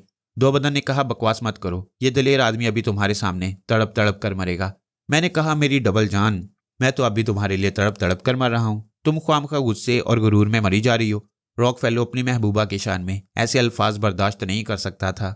उसने अचानक ही मेरे हाथ पर एक ठोकर मारी। मशाल मेरे हाथ से निकलकर दो बदन के कदमों में पहुंच गई। उन्होंने उसे उठा लिया। दूसरी तरफ रॉकफेलो मुझे दोनों हाथों से दबोचने के लिए आगे बढ़ा। उसी वक्त दो बदन ने मशाल से मुझ पर हमला किया। मैं उछलकर पीछे चला गया। नतीजा ये हुआ कि मशाल की आग रॉकफेलो को छूती हुई गुजर गई। वो चीखता हुआ अपने बालों को सहलाता हुआ पीछे हट गया। दो बदन झिल्लाकर चीखने लगी, जॉनी वार्ड, रॉबसन, टाइगर, तुम सब कहाँ मर गए? इधर आओ, इस शैतान को शूट कर दो। 3 आदमी अपने हाथों में राइफल और रिवॉल्वर लिए दौड़ते हुए आए। उन्होंने सुना था कि किसी शैतान को शूट करने के लिए कहा जा रहा है और वहां बालों से भरा हुआ रॉकफेलो ही शैतान लग रहा था। उन्होंने वहां पहुंचते ही फायरिंग शुरू कर दी। तड़ातड़ की आवाज के साथ गोलियां रॉकफेलो के जिस्म को छलनी करने लगी। वो बड़ा ही जीदार था। गोलियां खाकर भी डोलता डगमगाता हुआ आगे बढ़ा। दो बदन ने चीख कर कहा, उल्लू के पट्टो, इस पर गोली ना। मैंने दो बदन की बात पूरी ना होने दी। उसकी सोच को गिरफ्त में ले लिया तो वो मेरी मर्जी के मुताबिक कहने लगी, हाँ हाँ, इसी पर फायरिंग करो, मुंह क्या देख रहे हो। फिर एक बार फायरिंग हुई। रॉकफेलो ने गिरते गिरते जॉनी वार्ड और रॉबसन को दबोच लिया। वह जख्मी दरिंदे की तरह गुरा रहा था और दोनों का गला घोंट रहा था। मैंने दो बदन के दिमाग को आज़ाद छोड़ दिया। वो अपना सर थाम कर सोचने लगी, ये क्या हो गया। अब मानना पड़ेगा कि आजम सचमुच पुरस्कार है। हम ना इस पर हमला कर सकते हैं और ना इसके खिलाफ कुछ बोल सकते हैं। कुछ बोलो तो वो बात उसके हक में बदल जाती है। आह, ये क्या हो गया। मेरे ही हुक्म से रॉकफेलो पर गोलियां बरसा दी गईं। ये सोचते ही उसने टाइगर को मुखातिब किया। उसने कहा, यस मादाम। उसके यस मादाम कहते ही उसकी खोपड़ी में मैं बैठ गया। दो बदन ने मेरी तरफ इशारा किया, इसे फौरन शूट कर दो। मैंने टाइगर के दिमाग के ट्रैगर पर उंगली रखकर रिवॉल्वर की बाकी गोलियां रॉकफेलो पर चलवा दी। वो बौखलाकर दो बदन को देखने लगा। दो बदन परेशान होकर मुझे देख रही थी कि आखिर सारी कोशिशें नाकाम क्यों हो रही हैं। इतनी गोलियां खाने के बाद रॉकफेलो जैसा पहाड़ हमेशा के लिए जमीन बोस हो चुका था और उसके नीचे जॉनी वार्ड और रॉबसन दबकर दम तोड़ चुके थे। टाइगर खाली रिवॉल्वर थामे चुप खड़ा था। चंद लम्हों तक गहरा सन्नाटा रहा। फिर मैंने आगे बढ़कर टाइगर के मुंह पर एक घूंसा रसीद किया।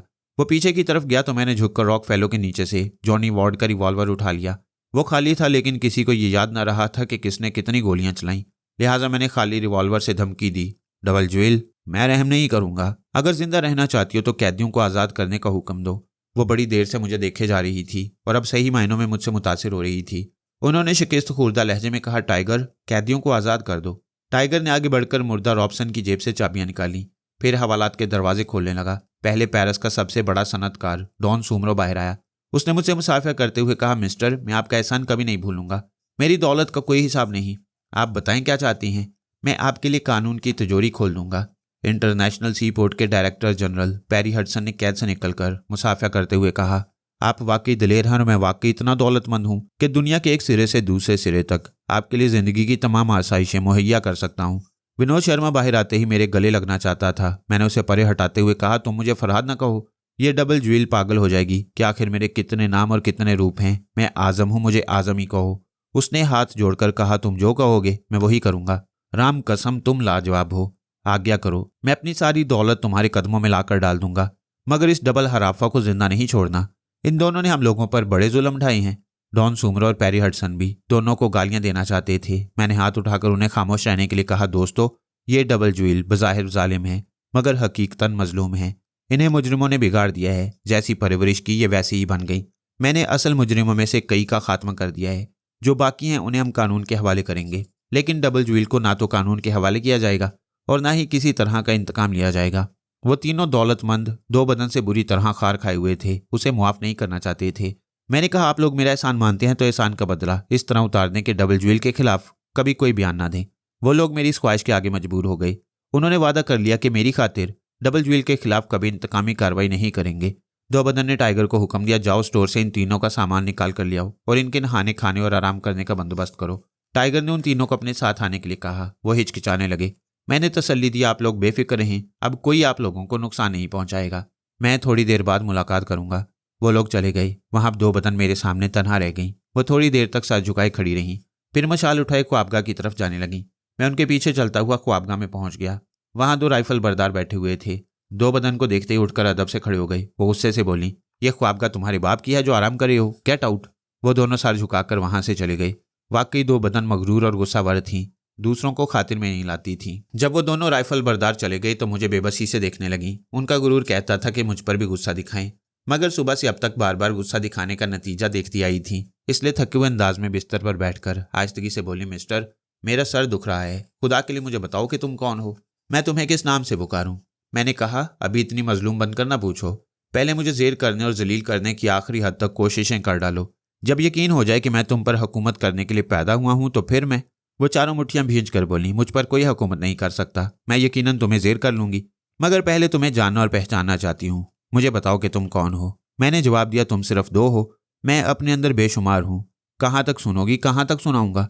बेहतर है कि मेरे मुतल्लिक सोचना छोड़ दो, वरना ये सोचें तुम्हें इश्क की मंजिल तक पहुंचा देंगी। मैं लानत भेजती हूँ इश्क और मोहब्बत पर, मुझसे ऐसी बातें ना करो।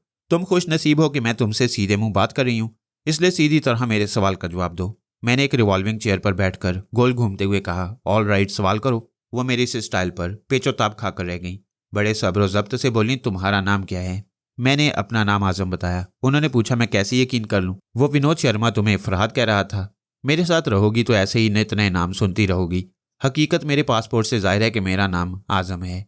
तुमने खुद ही कहा था कि वो पासपोर्ट जाली भी हो सकता है। मैंने गलत नहीं कहा। जब मुझे रूप बदलने की जरूरत पेश आएगी तो यह पासपोर्ट जाली हो जाएगा, कोई दूसरा पासपोर्ट असली बन जाएगा। तुम असली और नकली के फेर में ना पड़ो। उन दोनों की समझ में नहीं आ रहा था कि किस तरह मेरी पिटाई करें। वो आगे बढ़कर हमला करना और उसके बाद शर्मिंदा होना नहीं चाहती थी। उन्होंने कुछ देर घूरते रहने के बाद कहा, तुम इस बात से इनकार नहीं कर सकते कि तुम कोई पुरस्कार इल्म जानते हो। मैं इनकार करूंगा क्योंकि मैं कोई पुरस्कार इल्म नहीं जानता। अलबत्ता अक्सर ये देखा है कि मेरे बुरे वक्त में मुझे कहीं से पुरस्कार मदद हासिल होती है, जैसा कि तुम देख चुकी हो। वो मुझे टटोलती हुई नजरों से देखती हुई मेरे सच और झूठ को समझने की कोशिश कर रही थी। मैंने कहा, मुझे एक नजूमी ने कहा था, तुम नजूमी समझती हो, पामिस्ट? वो बोली, हाँ, मैंने सुना है कि हाथ की लकीरें देखकर माजी, हाल और मुस्तकबिल की बातें बता देती हैं जो सच होती हैं। तुमने ठीक सुना है। ऐसे ही एक नजूमी ने मेरा हाथ देखकर कहा था, बेटा आजम, तुम पर एक कंवारी बला हद दर्जा मेहरबान है। जब तक तुम कंवारे रहोगे वो कंवारी बला बुरे वक्त में तुम्हारी मदद करती रहेगी। तुम झूठ बोलते हो, तुम कंवारे नहीं हो, तुम्हारी बीवी का नाम शमाना है। बेशक वो मेरी बीवी है। मैं हनीमून मनाने निकला था, जहाज यहाँ आकर फंस गया। यहाँ परेशानी के आलम में वो मुझसे बिछड़ गई और मैं फिर कंवारा ही रह गया। मेरी सच्चाई इस तरह भी साबित होती है कि मैं अब तक कंवारा हूँ, इसीलिए वो कंवारी बला मेरी मदद कर रही है। अगर तुम्हारा कंवारापन खत्म हो जाए तो फिर वो कंवारी बला मुझसे नाराज हो जाएगी, फिर कभी मेरी मदद नहीं करेगी। इसलिए मैं किसी औरत को मौका नहीं देता कि वो मेरी इज्जत से खेले। मैं अपनी भलाई की खातिर हमेशा कंवारा रहूंगा। यक बयक वो मुस्कुराने लगी, फिर दो बदन हाथ उठाकर अंगड़ाइयां लेने लगी। वो दोनों रक्स के अंदाज में चलती हुई दरवाजे के पास गईं, फिर उसे अंदर से बंद कर दिया। फरहाद तो कभी एक ही तीर से बच नहीं पाता, वहां तो बेयक वक्त दो तीर चल रहे थे, और कौन काफिर ऐसे वक्त बचना चाहता है। मैंने दानिस्ता घबराहट का इजहार किया, ये तुमने दरवाजा क्यों बंद कर दिया? मैं समझ रहा हूँ तुम्हारे इरादे अच्छे नहीं लगते। वो कहने लगी, आजम, कल रात में गुलदान उठाकर तुम्हारा सर तोड़ना चाहती थी, मगर अचानक ही मेरा इरादा बदल गया। मैं उसी गुलदान के फूलों से तुम्हें संवारना चाहती हूँ। यकीनन वो कंवारी बला चाहती थी कि मैं तुम्हारे करीब आऊँ। मैंने उसकी सोच को पढ़ा। मैं नादान हूँ, जो मेरी जवानी का मालिक व मुख्तार है, मैं उससे दुश्मनी कर रही थी। हाय, ये क्या है? इतनी देर तक मेरे अंदर क्या सहर फूंकता रहा। मैं तो इसके कदमों की खाक हो गई हूँ। मैं एक सिगरेट लेकर उसके कश लगाने लगा। मेरी पुश्त उनकी तरफ थी। वो दोनों अपनी जगह से उठकर मेरे पीछे आईं, फिर मेरे दोनों शानों पर अपना अपना सर टेक दिया। सामने अलमारी के कद्दे आदम आईने में हम तीनों नजर आ रहे थे। फिर वो दोनों इल्तिजा अमेज लहजे में बोली, अब तो बता दो कि तुम कौन हो। उनकी इल्तिजा में बड़ी गहराई, बड़ा तजस्सुस था। वो मेरी असलियत जानने के लिए बेचैन थी। कह रही थी, मैं हैरान हूं कि तुम्हारा प्यार मुझे आधा क्यों ना लगा।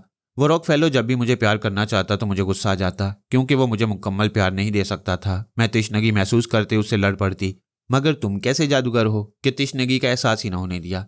वो बोलती रही। मैं सिगरेट के कश लगाकर सुनता रहा। उन्होंने पूछा, तुम खामोश क्यों हो? क्या मुझसे खुश नहीं हुए? मैंने सिगरेट को बुझाकर कहा, तुमने तो ऐसा खुश किया है कि कोई सिंगल हसीना इस तरह खुश कर ही नहीं सकती। मैं तुम्हारे डबल पैक के नशे को कभी ना भुला सकूंगा। तो फिर चुप क्यों हो? जब मैंने खुद को तुमसे नहीं छुपाया तो तुम अपनी असलियत मुझसे क्यों छुपा रहे हो? मेरी असलियत यही है जो तुम्हारे सामने है। वो तो है, मगर तुम पुरस्कार हो। रॉक फेलो जैसी कुव्वतों को कुचलने और मुझ जैसी नाकाबिले शिकस्त औरत को जेर करने का कोई मंत्र जानते हो? औरत किसी मंत्र से नहीं, सिर्फ मर्द की मर्दानगी से जेर होती है। अलबत्ता ये मैं पहले कह चुका हूँ कि मैं बजाते खुद पुरस्कार नहीं, बल्कि कोई पुरस्कार कुव्वत बुरे वक्तों में मेरे काम आती है, यानी वो कंवारी बला। हाँ, अब तक तो मैं यही समझता रहा हूँ। वो सोचने लगी। मैंने कहा मेरी पूरी सलाहियत को आजमाना चाहती हो तो एक बार फिर दुश्मन बनकर हमला करो। वो दोनों मेरे गले का हार बनते हुए बोली, अब तो मैं मर भी जाऊं तब भी तुमसे दुश्मनी नहीं कर सकूंगी। उन दोनों का बोझ कोई हैवी वेट लिफ्टिंग चैंपियन ही उठा सकता था। जैसे ही वो मेरे गले का हार बनी, मैं उनके बोझ तले चारों शाने चित हो गया। वो बड़ी पुरकशिश थी। अचानक ही दरवाजे पर दस्तक सुनाई दी। हम तीनों हड़बड़ाकर उठ बैठे। फिर एक बार दस्तक सुनाई दी। दो बदन गुस्सा से गरज कर बोली, यू नॉनसेंस, स्टॉप नॉकिंग। कौन हो तुम, क्या चाहते हो? बाहर से आवाज आई, बेटी ज्वेल, मैं डॉक्टर फीनी हूं, तुमसे मिलने की खातिर अमेरिका से आया हूं। बेख्तियार मेरे होंठों पर मुस्कुराहट आ गई। ब्लैकमेलर डॉक्टर फीनी के मेकअप में यहाँ चलाया। दो बदन नहीं चाहती थी कि हमारी तन्हाई में कोई आए। वो नागवारी से बोली, अभी मैं आराम कर रही हूँ, शाम को मुलाकात करूंगी। ब्लैकमेलर की आवाज आई, बेटी आराम का वक्त नहीं, ऊपर फौजियों ने अपना जाल बिछा रखा है। हम सब किसी वक्त भी कानून की गिरफ्त में आ सकते हैं। जल्दी दरवाजा खोलो, हमें अपने बचाव की तदबीर करनी है। दो बदन ने मुझे सवालिया नजरों से देखा। मैंने कहा, मजबूरी है, दरवाजा खोल दो, देखें ये क्या कहता है। वो दरवाजे की तरफ जाने लगी। मैंने पहले ही ब्लैकमेलर की सोच से मालूम कर लिया कि वो तन्हा नहीं, उसके साथ 5 मुसल्ला जवान थे। दरवाजा खुला तो वो सब ब्लैकमेलर के पीछे ख्वाबगाह में चले आए। मैं रिवॉल्विंग चेयर पर आकर बैठ गया। दो बदन गुस्सा से कह रही थी, तुम सब अंदर क्यों आए? Nonsense, get out. जवाब में पांचों आदमी ने अपने अपने रिवॉल्वरों का रुख दो बदन की तरफ कर दिया। ये क्या बदतमीजी है, वो चीखने लगी। ब्लैकमेलर ने कहा, बेबी तुम यहाँ की मालका हो, चूंकि तुम गुस्से की तेज हो इसलिए तुम्हें खामोश रखने के लिए रिवॉल्वर निकाले गए हैं। अगर तुम इत्मीनान से बैठ जाओ तो ये लोग अब भी तुम्हारे गुलाम बनकर रहेंगे। वो गुस्सा से बोली, नहीं, पहले इनसे ये रिवॉल्वर हटाने के लिए कहो, फिर मैं आराम से बैठूंगी। ब्लैकमेलर ने इशारा किया। उन पांचों ने अपने अपने रिवॉल्वर जेब में रख लिए। दो बदन नागवारी से पलटकर पलंग की तरफ आईं, फिर वहां बैठ गईं। इस दौरान मैं उन पांचों मातहतों की आंखों में झांकता हुआ उनके दिमागों तक पहुंचता रहा। ब्लैकमेलर ने सबसे पहले मुझे मुखातिब किया, हेलो मिस्टर, तुम कौन हो? मैंने हैरानी का इजहार करते हुए पूछा, डॉक्टर तुम्हें क्या हो गया है, क्या तुम मुझे पहचान नहीं रहे? वो नागवारी से बोला, मैं तुम्हें नहीं जानता, अपना तारुफ कराओ। बेबी ये कौन है? दो बदन ने कहा, ये मिस्टर आजम मेरे दोस्त हैं। ब्लैकमेलर ने खुश दिली से कहा, फिर कोई बात नहीं, ये हमारे भी दोस्त हैं। लेकिन मैं उस ब्लैकमेलर को जहनी परेशानियों में मुब्तला करना चाहता था। मैंने कहा, लेकिन डॉक्टर ये क्या मजाक है, तुमने मेरी खिदमत हासिल की, मुझे जासूसी के लिए यहाँ भेजा ताकि मैं ब्लैकमेलर के कब्जा से तुम्हारे गुनाह के सबूत हासिल करके उसे ज़ाया कर दूं, और अब तुम मुझे नहीं पहचान रहे। वो हैरानी और परेशानी से मुझे देख रहा था और सोच रहा था, अच्छा तो ये कोई प्राइवेट जासूस है। डॉक्टर फीनी ने मेरे खिलाफ इसकी खिदमत हासिल की हैं। अगर मैं इसे पहचानने से इनकार कर दूंगा तो ये पोल खुल जाएगा कि मैं डॉक्टर फीनी नहीं हूँ, और इस तहखाने के लोग डॉक्टर फीनी को ही अपना सरबराह समझते हैं। अगर मेरा मेकअप उतरेगा तो मेरे मातियत मुझे फ्रॉड समझकर दुश्मन बन जाएंगे। मैंने कहा, डॉक्टर मैं समझ गया। वो गुस्सा और घबराहट से बोला, क्या समझ गए हो? मैंने उसकी मुश्किल आसान करने के लिए कहा, दरअसल तुम्हारे सेक्रेटरी ने तुम्हारी खिदमत हासिल की थी।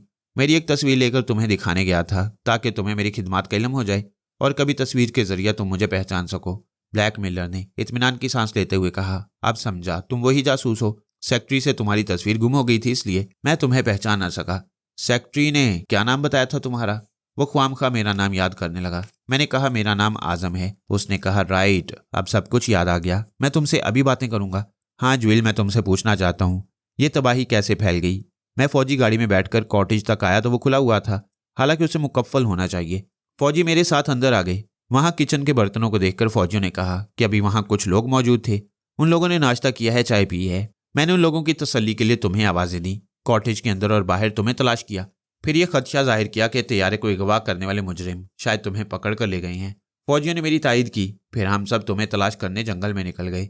वहां जंगल की भूल भुलैयों में मैं उनसे पीछा छुड़ाकर दोबारा कॉटेज में आया। कॉटेज के चोर दरवाजे से यहाँ आते वक्त मैंने जीने के पास एडी और उमर सईद की लाशें देखी हैं। उन्हें किसने हलाक किया है? मैंने, दो बदन ने जवाब दिया। तुमने रॉक फेलो, जॉनी वार्ड और रॉबसन की भी लाशें देखी होंगी, वो गलती से मारे गए हैं। और कुछ? ब्लैकमेलर ने पूछा। डॉक्टर मोजाइल कहाँ है? मैंने रिवॉल्विंग चेयर पर घूमते हुए कहा, डॉक्टर मोजाइल को मैंने मौत की नींद सुला दिया है। क्यों?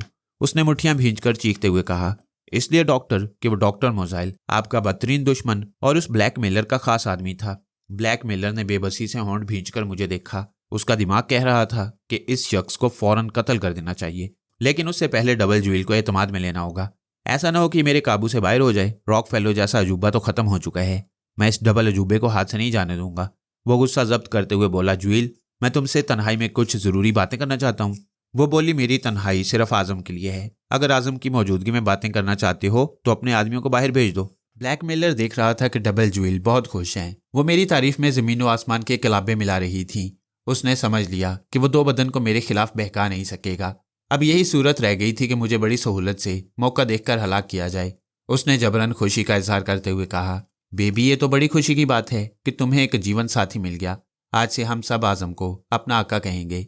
तुम यहाँ की मलका हो, जो तुम्हारा मालिक मुख्तार है वो हमारा आका होगा। वो बड़ा जबरदस्त मस्का लगा रहा था। मैंने ऊपर की तरफ इशारा करते हुए कहा, ऊपर से फौजी इतनी जल्दी नहीं टलेंगे। मैं आका और ये मलका, हम कब तक इस तय खाने में हुकूमत करते रहेंगे। उसने कहा, आज रात मानतू की बस्ती से 10 मील दूर एक हेलीकॉप्टर हमें लेने आएगा। कल सुबह हम सब कोलालमपुर में रहेंगे। तुम और डबल जुएल अभी यहाँ आराम करो, अब डिनर के वक्त हमारी मुलाकात होगी।